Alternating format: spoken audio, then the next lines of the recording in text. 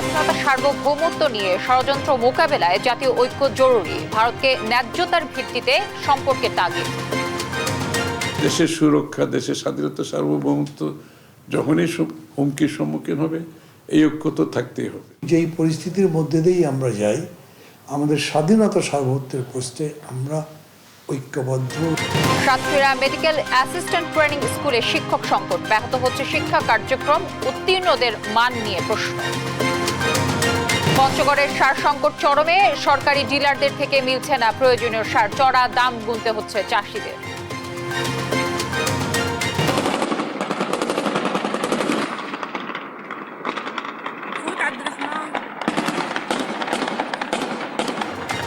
Holmes জয়ের পর সিরিয়ার রাজধানী দামেস্কে বিদ্রোহীরা, যে কোনো সময়ে বাশার সরকারের পতন। এবং দুবাইয়ে যুব এশিয়া কাপের ফাইনালে বাংলাদেশের প্রতিপক্ষ ভারত, শিরোপা ধরে রাখার প্রত্যয় জুনিয়র টাইগারদের।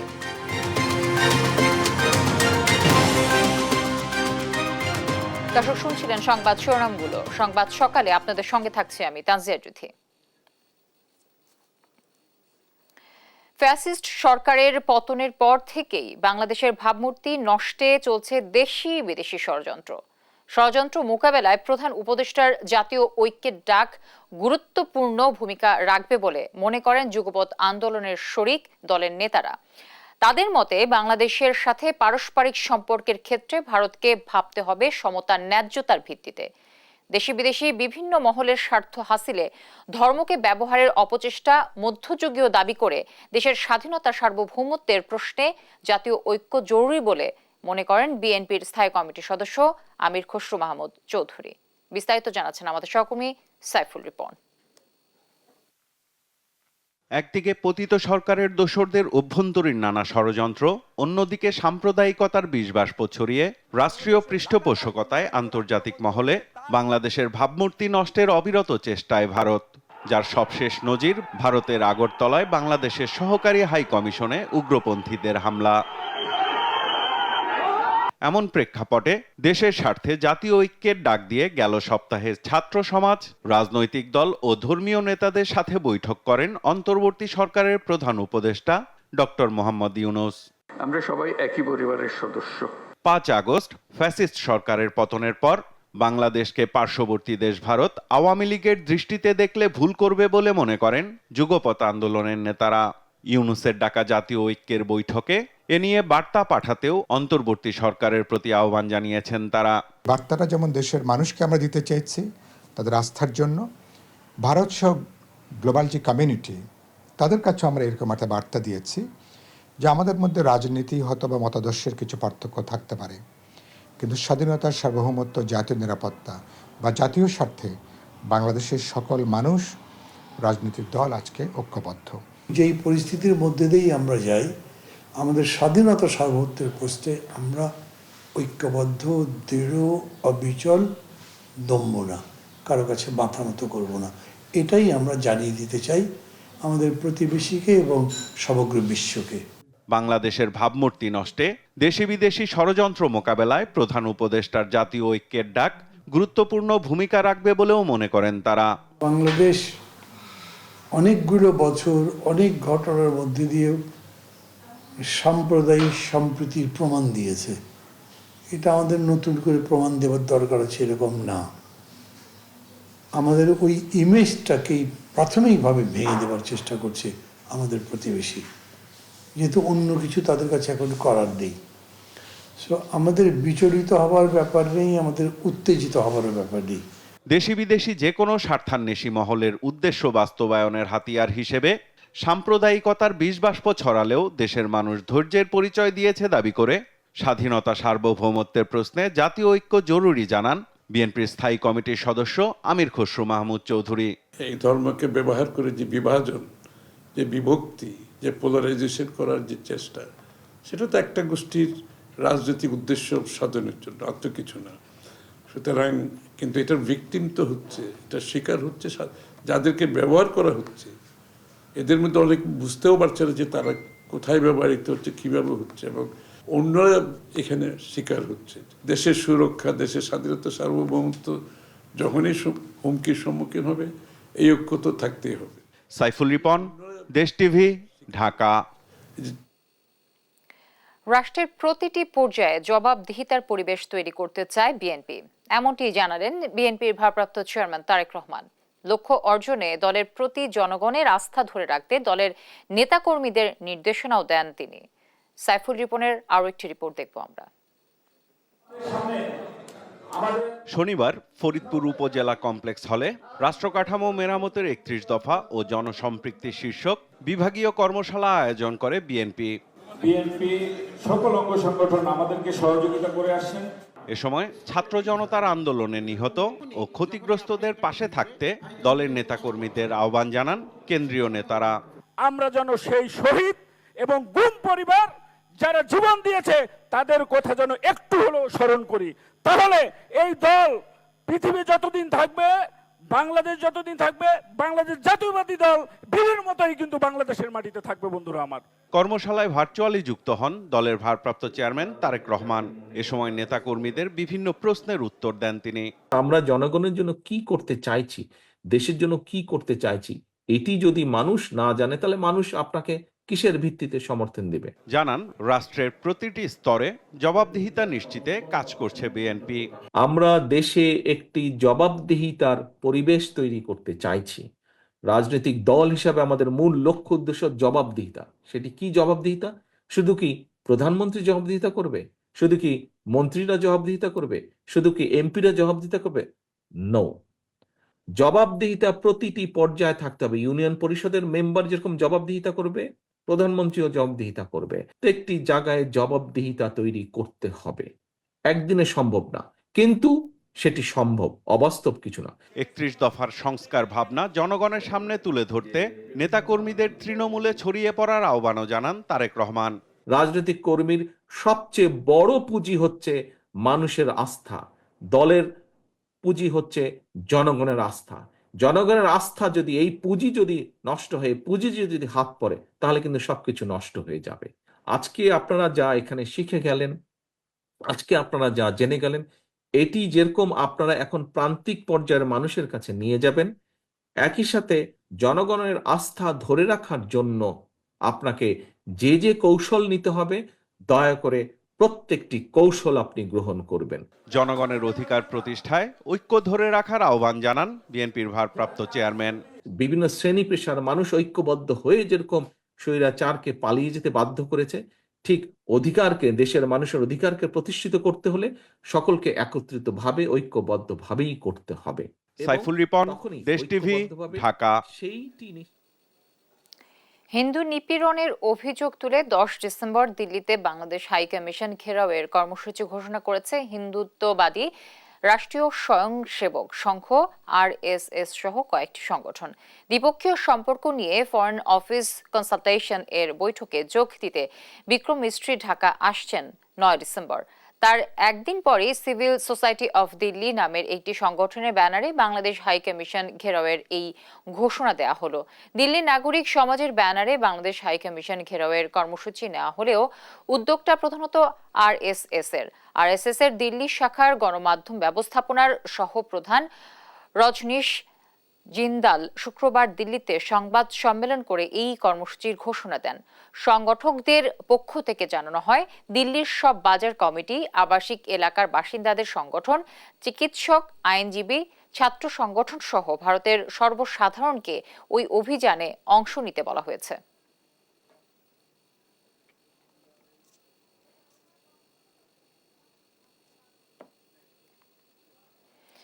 বৈদেশিক মুদ্রা আরও সাশ্রয়ে 2026 সালে এলডিসি উত্তরণের লক্ষ্যমাত্রা ঠিক রেখে খরচ কমিয়ে আনার আহ্বান জানিয়েছেন বাণিজ্য উপদেষ্টা শেখ বশির উদ্দিন।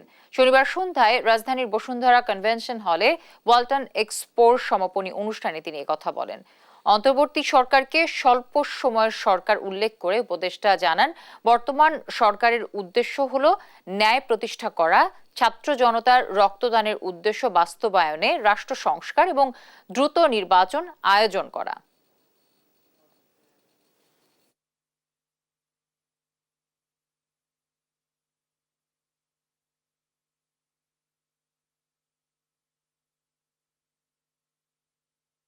5ই আগস্টের বিপ্লবের পরে যে সরকার আসছে, যে প্রায় 2000 মানুষ শহীদ হয়েছেন, 30,000 লোক আহত হয়েছেন। তো আমরা ন্যায় প্রতিষ্ঠা করার জন্য এখানে এসেছি। আমাদের মূল উদ্দেশ্য হচ্ছে যে আমরা একটা ন্যায় প্রতিষ্ঠা করতে চাই। ফ্যাসিবাদের দোসর জাতীয় পার্টিকে ছাত্র নাগরিক তোয়াক্কা করে না বলে মন্তব্য করেছেন বৈষম্য বিরোধী ছাত্র আন্দোলনের সমন্বয়ক হাসনাত আব্দুল্লাহ। শনিবার বিকেলে কুমিল্লার লাকসাম পাইলট হাই স্কুল মাঠে সংবর্ধনা অনুষ্ঠান শেষে সাংবাদিকদের কথা বলেন তিনি। আওয়ামী লীগ নিষিদ্ধ নিয়ে জিএম কাদেরের বক্তব্য প্রসঙ্গে হাসনাত আব্দুল্লাহ বলেন, জুলাই গণ আন্দোলনের শহীদদের রক্তের বিচার ও বিগত 15 বছরের গুম খুন হত্যার বিচার না হওয়া পর্যন্ত আওয়ামী লীগের পুনর্বাসনের প্রশ্ন প্রাসঙ্গিক নয়। এ সময় ভারতের বিরুদ্ধে কাউন্টার প্রোপাগান্ডা টিম গঠন করে গণমাধ্যমকে সোচ্চার হওয়ার আহ্বানও জানান হাসনাত আব্দুল্লাহ।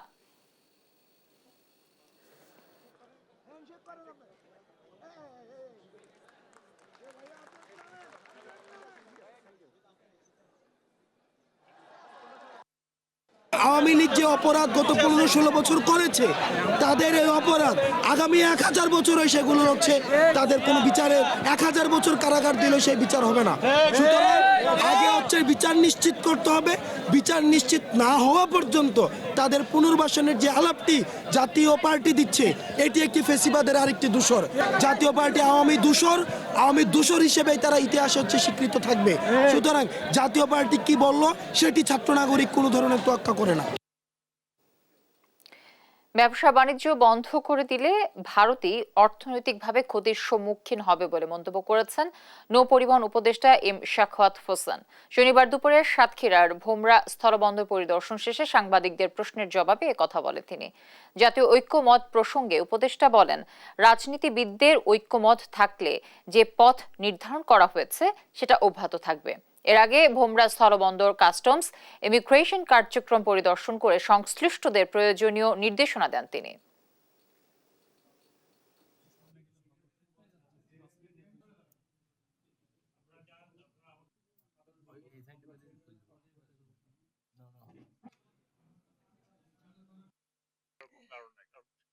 আমরা যদি দ্বিতীয় বৃহত্তম অথবা তৃতীয় বৃহত্তম অথবা চতুর্থ বৃহত্তম ব্যবসায়িক কেন্দ্র হই ভারতের জন্য, 4th লার্জেস্ট মানে পত্রপত্রিকা মাফিক, আবার অনেকে বলে সেকেন্ড। তো ভারত যে আমাদের কাছে কি বিনা পয়সা দিয়ে যায়? টাকা দিয়ে যায়। তাহলে ওটা যদি তারা বন্ধ করে দেয়, আমি তো বলি বন্ধ করুক। বন্ধ যদি ওনারা করতে চায় ওনাদের ব্যাপার, ওনারা বন্ধ করলে ওনাদের ইকোনমি ক্ষতিগ্রস্ত হবে। রাজনীতিবিদরা দেশ চালাবেন, আজকে হোক কালকে হোক পরশু হোক চালাবেন। সেই জায়গাতে যদি রাজনীতিবিদদের মধ্যে ঐক্যমত না হয়, তাহলে জাতীয় যে পথ নির্ধারণ করার কথা সেটা তখন এলোমেলো হয়ে যায়। রাজধানীর বংশাল থানার আল জামিয়া মদিনাতুল উলুম মাদ্রাসায় রাতের খাবার খেয়ে অসুস্থ হয়ে পড়েন শিক্ষক সহ অর্ধশত শিক্ষার্থী। এর মধ্যে 10 জন এখনো ঢাকা মেডিকেল কলেজ হাসপাতালে চিকিৎসাধীন অবস্থায় ভর্তি রয়েছে। শুক্রবার দুপুরে শিক্ষার্থীদের জন্য মাদ্রাসায় খাবার দিয়ে যায় একটি সংগঠন। রাতে সেই খাবার পরিবেশন করা হলে পরদিন সকাল থেকে অসুস্থ হতে থাকেন শিক্ষার্থীরা। পরে তাদের পুরান ঢাকার মিটফোর্ড হাসপাতাল ও ঢাকা মেডিকেল কলেজ হাসপাতালে নিয়ে যাওয়া হয়। মাদ্রাসা কর্তৃপক্ষ বলছে, ওই খাবার খাওয়ার পর অর্ধশতাধিকের বেশি শিক্ষার্থী অসুস্থ হয়ে পড়েন। এর মধ্যে 10 জনকে ঢাকা মেডিকেলে ভর্তি করা হয়, বাকিরা প্রাথমিক চিকিৎসা নিয়ে ফিরে গেছেন।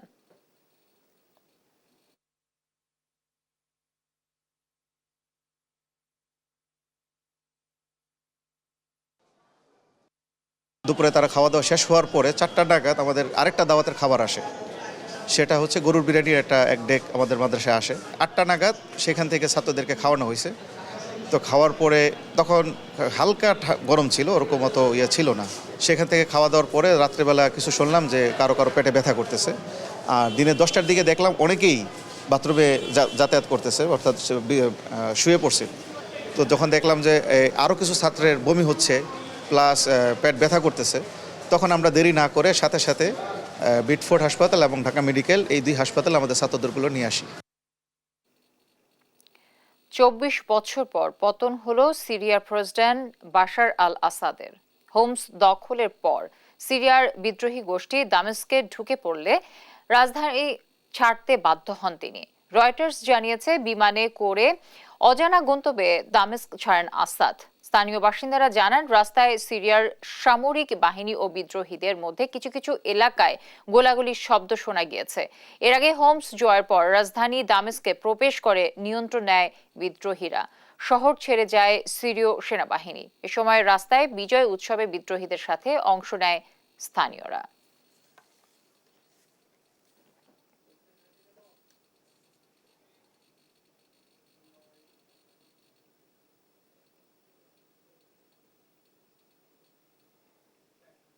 সাতক্ষীরায় চিকিৎসা শিক্ষার গুরুত্বপূর্ণ প্রতিষ্ঠান medical assistant training school mats 2018 সালে আনুষ্ঠানিক শিক্ষা কার্যক্রম শুরু করে প্রতিষ্ঠানটি, যেখানে 15 জন শিক্ষক পদের বিপরীতে মাত্র 3 জন অস্থায়ী শিক্ষক দিয়ে চলছে কার্যক্রম। এতে চরম অব্যবস্থাপনায় ব্যাহত হচ্ছে শিক্ষা কার্যক্রম। ঠিকমতো পাঠদান না চললেও প্রতি বছর এই প্রতিষ্ঠান থেকে বের হচ্ছে গ্র্যাজুয়েট, যাদের সেবার মান নিয়ে উঠছে প্রশ্ন। এসব গ্র্যাজুয়েটদের হাতে অপচিকিৎসার শঙ্কা সেবা প্রত্যাশীদের। সহকর্মী শরীফুল্লাহ কায়সার সুমনের তথ্য ও ছবিতে বিস্তারিত জানাচ্ছেন টুম্পা আফরোজ। চিকিৎসা সেবায় সহায়ক প্রতিষ্ঠান medical assistant training school mats, যেখানে রয়েছে পৃথক 2টি হোস্টেল। ন্যূনতম সুযোগ সুবিধা ছাড়াই এখানে শিক্ষার্থীদের খরচ গুনতে হচ্ছে নিয়মিত। ক্যান্টিনেও খেতে হয় নিজেদের অর্থ খরচ করে। টিউবওয়েল 2টি নষ্ট থাকায় বাইরে থেকে আনতে হয় পানি। আছে পুকুর, অথচ সেটিও ব্যবহারের অযোগ্য। নেই ব্যবহার উপযোগী খেলার মাঠ। এমনকি প্রতিষ্ঠানের ল্যাবরেটরি, লাইব্রেরি, কম্পিউটার ল্যাব সবকিছুই তালা বন্ধ থাকায় মেডিকেল বিষয়ক পর্যাপ্ত শিক্ষা থেকে বঞ্চিত শিক্ষার্থীরা। আমাদের পর্যাপ্ত থাকার জায়গা নেই, হোস্টেল সবসময় অপরিচ্ছন্ন থাকে, নির্দিষ্ট কোনো পরিষ্কার করার কর্মী নাই। ক্লাস করি 2 ঘন্টা, 3 ঘন্টা, 4 ঘন্টা, আমাদের পানির ব্যবস্থা নাই, আমরা পানি খেতে পারি না। আমাদের প্রতিষ্ঠানে লাইব্রেরি আছে, ল্যাব আছে, কখনো খোলা হয় না। দুদকের মামলার নামে এটা মোলাঝোলায় রাখছে, কোনোদিন আমাদেরকে হাতে কলমে ল্যাবে শেখানো হয় না। এ তো গেল সহশিক্ষা কার্যক্রম ও অন্যান্য সুযোগ সুবিধার দুরবস্থার চিত্র। এবার আসা যাক মূল পাঠদানে। 15 জন শিক্ষকের পদের বিপরীতে এই প্রতিষ্ঠানে নেই কোনো স্থায়ী শিক্ষক। মাঝে মাঝে বাইরে থেকে 2-3 জন শিক্ষক এনে পাঠদান কার্যক্রম চালালেও এখন সেটুকুও বন্ধ। উদ্বেগের বিষয় হচ্ছে, ঠিকমতো পাঠদান না চললেও বছর বছর বিভিন্ন ট্রেডে পাশ করে শিক্ষার্থীরা চাকরি নিচ্ছে বিভিন্ন চিকিৎসা সেবাদান প্রতিষ্ঠানে। এতে এসব গ্র্যাজুয়েটদের দ্বারা অপচিকিৎসার আশঙ্কা সেবা প্রার্থীদের। অত্যাধুনিক ল্যাবরেটরি থাকার পরেও তারা এটা ব্যবহার করতে পারছে না। তারা পুস্তকগত বিদ্যা অর্জন করতে পারলেও যে ব্যবহারিক যে বিদ্যাটা, বাস্তব যে বিদ্যাটা সেটা অর্জন করতে পারছে না। এখানে জিম থেকে শুরু করে যত সুযোগ সুবিধা থাকার দরকার, ল্যাব সহ কোনো সুযোগ সুবিধা পাচ্ছে না। আমাদের দাবি দ্রুত যেন এর একটা সুস্থ ব্যবস্থা হয় এবং শিক্ষক দেওয়া হয়। জেলা সিভিল সার্জন সাতক্ষীরা 2টি শীর্ষ স্বাস্থ্যসেবা প্রতিষ্ঠানের দায়িত্বে থাকলেও তাকেই করা হয় সেই প্রতিষ্ঠানের অধ্যক্ষ। এতে তার পক্ষে এখানে সময় দেয়া কষ্টসাধ্য। এটির দুরবস্থার কথা স্বীকার করে দ্রুত শিক্ষক নিয়োগের দাবি জানান তিনি। সেখানে একজন প্রিন্সিপাল থাকার কথা, অনেকগুলো লেকচারার থাকার কথা, অফিস স্টাফ থাকার কথা, অন্যান্য স্টাফ থাকার কথা। সেখানে কোনো স্টাফের পদ সৃজন হয় না। আমি ওখানে সাময়িকভাবে দায়িত্ব পালন করছি। মূলত পদ সৃজন না হইলে এবং জনবলের পদায়ন না হইলে আসলে প্রতিষ্ঠান চালানো অত্যন্ত কষ্টকর। এসব অনিয়ম আর দুরবস্থা রোধে দ্রুত পদক্ষেপ চান এখানকার শিক্ষার্থীরা। নিউজ ডেস্ক, দেশ টিভি। পঞ্চগড়ে রবি মৌসুমে সারের সংকট চরমে। চাহিদা মতো সার মিলছে না বিসিআইসি ও বিএডিসি ডিলারের কাছ থেকে। ফলে অনিবন্ধিত ডিলার ও খুচরা বিক্রেতাদের কাছ থেকে চড়া দামে নিতে হচ্ছে সার। সহকর্মী রাশেদুজ্জামান বাবুর তথ্য ও ছবিতে সালমা জাহানের ডেস্ক রিপোর্ট। চলছে গম, ভুট্টা, আলু, পেঁয়াজ সহ বিভিন্ন ফসল চাষাবাদ মৌসুম। এই সময় সবচেয়ে বেশি দরকার হয় টিএসপি ও ডিএপি সার। সরকারি মূল্যে টিএসপি প্রতি বস্তা 1350 টাকা ও ডিএপি 1050। তবে গুটি কয়েক কৃষক এই সুবিধার আওতায় পড়েছেন। যদিও অসাধু ব্যবসায়ীরা সারের সংকট দেখিয়ে প্রতি বস্তা বিক্রি করছেন 1800 থেকে 2000 টাকায়, তবুও কৃষকরা বাধ্য হয়ে ডিলারদের কাছ থেকে কিনছেন চড়া দামে। হচ্ছে আলুর সিজন, আমরা সার পাচ্ছি না, সারের দাম হচ্ছে বেশি। আলু, ভুট্টা, গম, মরিচ এগুলা আবাদের জন্য কীটনাশক সার লাগে। এখন আমাদের মনে হয় সঠিকভাবে সার ধারণ করতে পারতেছি না। সারের যে দাম, সারের বস্তা এখন 1900 টাকা। আগে সরকার নয় সিন্ডিকেট করছিল, এখন তো মনে করে যে দাম কথার কথা, এখন তো 1200 টাকা সার, 1900 টাকা। সারের যোগান দিতে বিকল্প পন্থায় কেনার অজুহাত ডিলারদের। এতে করে বস্তা প্রতি 500 থেকে 800 টাকা বেশি দাম পড়ছে বলে দাবি তাদের। যে পরিমাণ সারের বরাদ্দ প্রয়োজন ওই পরিমাণ কিন্তু হয় না এই সার দিয়ে। সারের বরাদ্দ আরও বাড়াইতে হবে। আর আমরা যেটুকু পরিমাণ সার পাই, বরাদ্দ পাই, এটুকু সঠিকভাবেই দেওয়ার পরও কৃষকের প্রয়োজন মেটে না। ছিনার আসলে কোনো সুযোগ নেই। মেমো দিই, এই অনুযায়ী আমরা সার দিই আর কি। দাম বেশি আসলে খুচরা যারা বিক্রি করে বাইরে করায় নিচ্ছে। অবশ্য জেলা প্রশাসক বলছেন, এবার আলুর আবাদ বাড়ায় সারের ঘাটতি পড়ছে। প্রতি মাসের স্বাভাবিক বরাদ্দ সার সঠিকভাবে কৃষকদের কাছে বিক্রির দাবি করেন তিনি। যদি কোনো ডিলার টাকা জমা দিতে দেরি করেন অথবা তার ব্যক্তিগত অবহেলার কারণে সার আসতে দেরি হয় এবং তার অবহেলার কারণে যদি কৃত্রিম কোনো সংকট সৃষ্টি হয়, বা আমরা যদি দেখতে পাই যে কোনো কৃষককে তিনি বলছেন যে আমি সারটা এনে কৃষকদেরকে দিয়েছি, বাট বাস্তবে যদি দেখতে পাই সেই কৃষক সারটি পান নাই, তাহলে কিন্তু আমরা সেই সমস্ত ডিলারদের বিরুদ্ধে আইনানুগ ব্যবস্থা গ্রহণ করব। তবে এমন বক্তব্যে সন্তুষ্ট নন কৃষকরা। প্রশাসনের কড়া নজরদারির দাবি তাদের। নিউজ ডেস্ক, দেশ টিভি। দেখছেন সংবাদ সকাল।